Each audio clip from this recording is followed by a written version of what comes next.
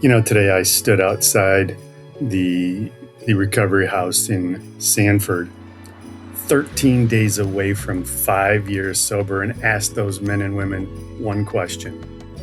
Who were you before addiction, trauma, and shame started answering for you?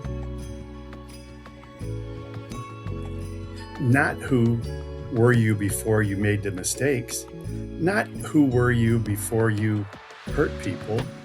I asked, who were you before survival became your whole identity? Because survival will change you. When the house is on fire, you're not really thinking about how graceful you're going to look getting out of the house, right?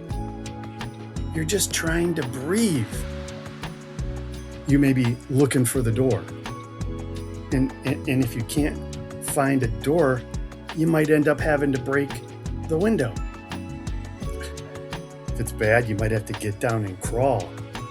Sometimes you gotta scream with everything you've got, and you might grab the wrong thing. Heck, you might even knock somebody down trying to get out the door or reach for the exit. That does not mean nobody got hurt. That does not mean there is no broken glass that has to be cleaned up. But it does mean we have to tell the truth about the fire if we're ever going to understand what happened inside of it. For some of us, addiction was that fire. For others, it might be trauma. It could be abuse. Abandonment, poverty, religious shame, a home where love comes with conditions, a relationship that slowly convinced you that disappearing was safer than being seen. Some of those things we did were attempts to survive the smoke and the heat of that fire. Maybe drinking helped you stop feeling for a few hours. I don't know. Maybe anger kept people from getting close enough to ever hurt you again. Maybe lying helped you hide what you thought nobody could ever accept. Maybe people-pleasing just kept the peace. Maybe shutting down, isolating, helped you stay in a place that you could not escape. Those things may have helped you survive something. That's a fact. They may have also caused some real damage. Both of those can be true, but that is where we lose people, because we act like there are only two choices. One, I condemn myself forever for what I did, or I make excuses and pretend that none of it matters. I call bullshit. There is another way. Radical acceptance. Now, radical acceptance does not mean that I approve of everything that happened. It does not mean what somebody did to me was okay. It also doesn't mean that everything I did while I was hurting other people was okay either. Get this, it's not a hall pass. It is not denial dressed up in therapy language. Radical acceptance means I stop fighting with the fact that this thing happened because this thing happened.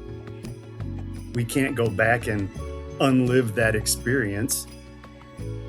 I cannot argue yesterday into becoming something different than what it was. And I also can't punish myself hard enough to change the past. But some of us are still trying. We replay it over and over. We re-prosecute ourselves, and we wake up every morning dragging yesterday back into the courtroom, presenting the same evidence, and we sentence ourselves all over again. And then we call it accountability. It's not accountability. What it is shame. Because accountability says, I did something harmful, I need to own it, repair what I can, but live differently. Shame says, I did something harmful because harmful is who I am. Accountability gives you something to do. Shame tells you there's nothing I can do or become. And that is the difference. Radical acceptance does not erase the accountability, but it removes the self-hatred from the accountability process, because self-hatred doesn't make amends. Self-hatred doesn't rebuild trust. It does not repair your marriage, and it does not return the years of addiction that were taken from our children.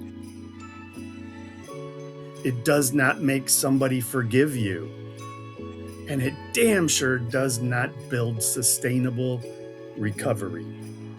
It just keeps you standing in the damn house that already burned down, inhaling the smoke and calling that repentance.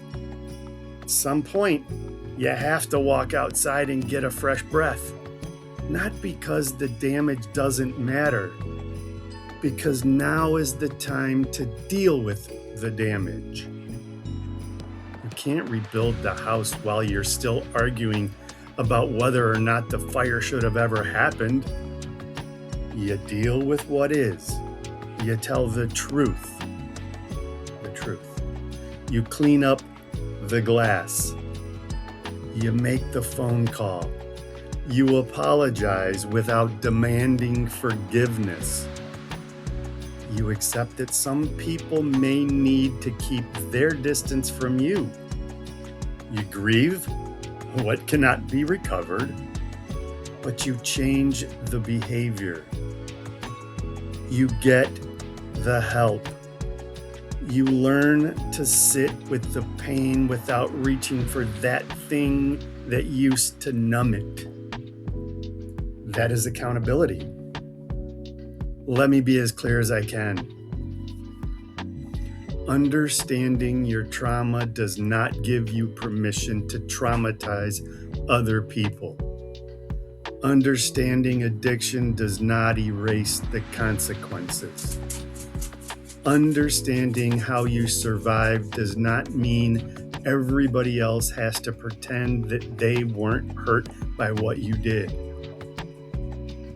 But condemning yourself will not repair any of it. You cannot hate yourself into becoming whole. You cannot shame yourself into sobriety. You cannot keep using the worst chapter of your life as evidence that the story should have ended there. No. Earlier today, I stood at that recovery house. That recovery was not about becoming somebody new. I told them, for me, recovery was finding the person my addiction had buried. And I meant that. On August 7th, I will have 5 years sober. 5 years didn't happen because I woke up one morning fearless, healed, and full of this wisdom. Hell no. 5 years came from thousands of ordinary decisions. Get up, make your bed, show up, make that call, go to that meeting, tell the truth, be honest with them, be honest with yourself. Don't drink today, come back tomorrow, show up, make the next right decision for the next right reason, and then do it again, especially on the days when you don't feel like doing any of it. Even today, I almost didn't go, honestly. I woke up feeling like I got run over by a Freightliner. I was tired from work. I did not feel ready to go and stand in front of anybody, much less show up. But I got in the car, I got in the shower, I went.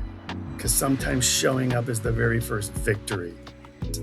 Radical acceptance in real life. It is not sitting quietly and pretending everything is okay. It's saying, this is where I am. This is what happened. This is what I did. This is what was done to me. And now, what is my next decision? Not how do I repair my entire life before dinner? Not how do I guarantee that I will never struggle again? No, what's the next right decision? Maybe it's going to the meeting. Maybe it's calling your sponsor. Maybe it's finally telling your therapist the part you keep editing out. I don't know. Maybe it's setting that boundary. Maybe it's making the apology you haven't been able to yet out of fear. Maybe it's accepting that an apology will not automatically restore that relationship that you damaged. Maybe it's just getting out of bed and showing up. Small choices become a new life. This is not motivational bullshit. This is my truth. So I want to bring you back to the question I asked earlier today. Who were you before addiction, trauma, and shame started answering for you? Maybe you do not know. Maybe it's been so long that you can't remember, and that's okay. You don't have to find the whole answer today, but just stop letting your worst moments answer for you. Addiction answered that question one way. Trauma answered it another way. Shame has answered it another way. Radical acceptance does not pretend those chapters never happened. It says those chapters do not get to write the ending. To tell the truth about the fire, take responsibility for the damage, repair what you can, grieve what you can't. But stop deciding that you deserved to burn. No, you survived. But now is the time to learn how to live. So what is your next right decision? You don't have to put the whole story down in the comments. Just name the decision.